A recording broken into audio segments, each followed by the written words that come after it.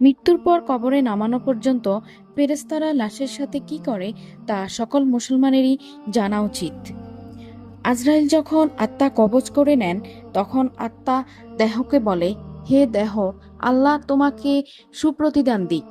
তুমি আমার সঙ্গী হয়ে আল্লাহর আনুগত্যে অগ্রগামী ছিলে, আর আল্লাহর অবাধ্যে ছিলে খুবই পশ্চাৎপদ। তুমি আমার পক্ষ থেকে মুবারকবাদ গ্রহণ করো, কেননা আজ তুমি নিজেও মুক্তি পেয়েছ আর আমাকেও নাজাত দিয়েছ। এভাবে দেহ ও আত্মাকে মুবারকবাদ দেয়। মুমিন বান্দার মৃত্যুতে জমিনের যে সকল অংশে সে ইবাদত করত সেগুলো কাঁদতে থাকে। আকাশের যে সকল দুয়ার দিয়ে তার নেক আমল উপরে উঠত সে সকল দুয়ারও তার জন্য কাঁদতে থাকে। যে দরজা দিয়ে তার রিজিক নেমে আসতো সে দরজাও কাঁদতে থাকে।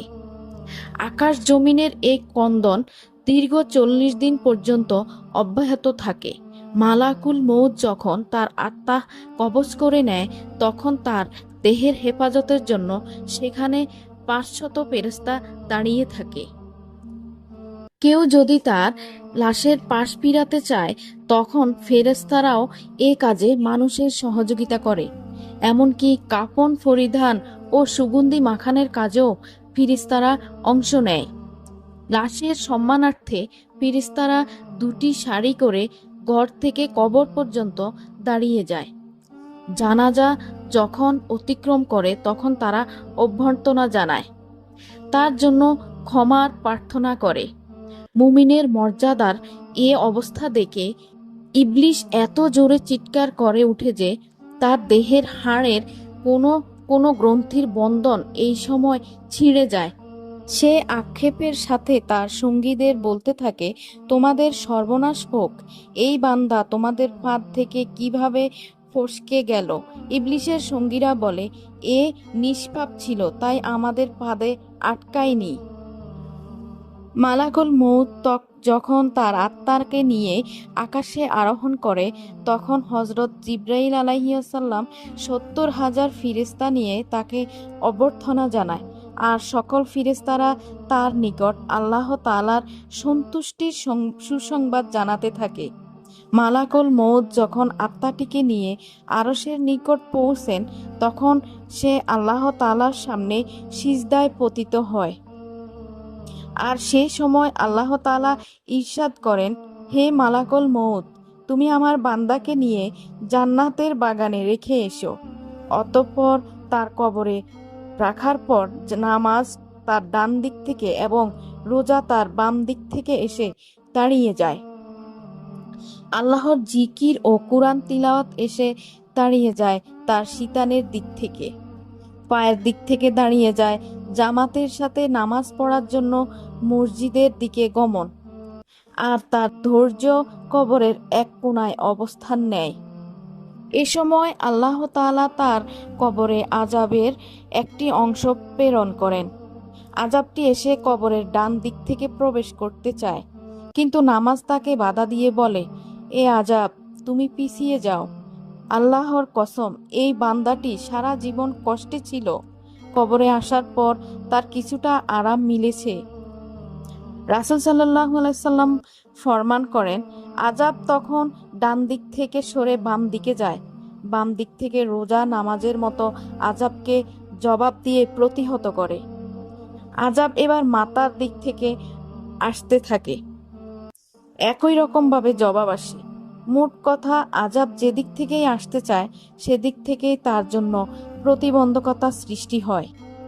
অবশেষে আযাব যখন দেখে আল্লাহর এই নেক বান্দার আমল সব দিক থেকেই তার জন্য প্রতিরক্ষার দেওয়াল সৃষ্টি করে রেখেছে, তখন সে ফিরে যায়। আর সে সময় সবর উঠে নেক আমল সমূহকে বলতে থাকে, এই আযাবের প্রতিরক্ষায় আমি এই জন্য আসিনি যে মূলত তোমাদের শক্তির পরিমাণ দেখা আমার উদ্দেশ্য ছিল।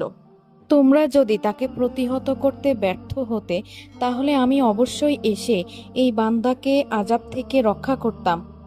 তোমরাই যখন যথেষ্ট হয়ে দাঁড়ালে, তখন আমি এই বান্দার জন্য অতিরিক্ত সঞ্চয় হয়ে রয়ে গেলাম। ফুলসিরাত আর মিজানে আমি তার কাজে আসব। এরপর ওই বান্দার নিকট এমন দুজন ফেরেশতা আসবে যাদের চোখ নীল বর্ণের, আওয়াজ ভয়ঙ্কর, গরুর শিংয়ের ন্যায় দাঁত এবং তাদের শ্বাসের সাথে নাসারন্ধ্র দিয়ে অগ্নিশিখা বের হয়। ফেরেশতাদ্বয়ের উভয়ে কাঁধের মধ্যবর্তী স্থান খুবই প্রশস্ত। তারা মুমিন বান্দা ছাড়া আর কারো উপর দয়া করতে জানে না। এই দুইজন ফেরেশতাদেরকেই মুনকার নাকির বলা হয়। ওদের হাতে একটি হাতুড়ি থাকে। এটি এতই ভারী যে সকল মানব দানব মিলে একত্রিত হলেও তা উত্তোলন করতে সক্ষম হবে না। এই দুজন ফেরেশতা কবরে প্রবেশ করে লাশকে বলে, উঠে বসো। লাশ তৎক্ষণাৎ উঠে বসে যায় এবং কাফনের কাপড় খুলে পড়ে যায়।